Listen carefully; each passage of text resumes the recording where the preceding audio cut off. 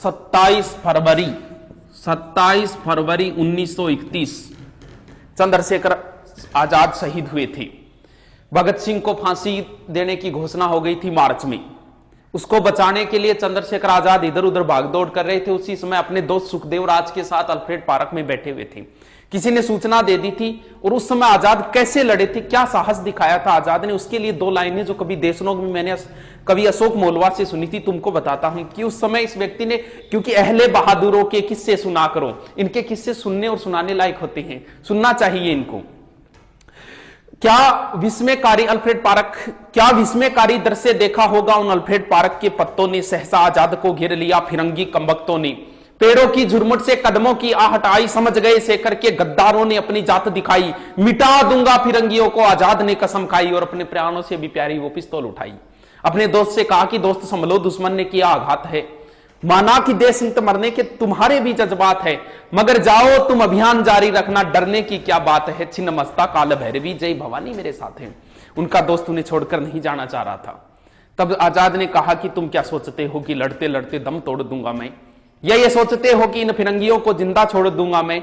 अरे कायर कारतूसों की क्या विषाद काल चक्र को मोड़ दूंगा मैं, मृत्यु सबकी स्वामिनी आज उसका ये भ्रम भी तोड़ दूंगा मैं। आजाद के लिए एक संबोधन है, जगदम्बा का केहरी, जगदम केहरी बोलते हैं शेर को, जगदम्बा का केहरी वो अल्फ्रेड पार्क में दहाड़ रहा था। इंद्र का ऐरावत इनकलाबी भाषा में चिंगाड़ रहा था। नील गगन में दिनकर भी अस्ताचल की ओर बढ़ रहा था। भारत मां का अकेला सिंह सैकड़ों भेड़ियों से लड़ रहा था। हौसला था, जुनून था, जज्बा था, हार भी कैसे मान लेता हिंदुस्तानी कौन था। आजाद को कैद करने की मन में थी अभिलाषा, कदम कदम पर हाथ लग रही थी उनको निराशा, धरी की धरी रह गई गोरों की अभिलाषा।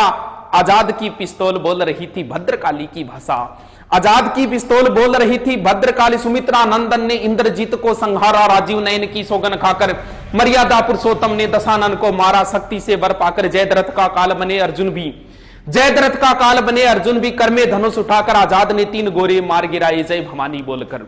आजाद ने पिस्तौल चलाया खाली, इधर उधर जेबें चेक की, एक गोली निकल के आई। एक बार पुनः मृत्यु ने भाग्य को धोखा दिया, एक बार पुनः मृत्यु ने भाग्य को धोखा दिया। पिस्तौल की आखिरी गोली ने आजाद को चौंका दिया। आजाद ने वो मिट्टी उठाई, हे भारत मां क्षमा करना तू मुझको, आजाद होकर भी आजाद नहीं करा पाया मां मैं तुझको।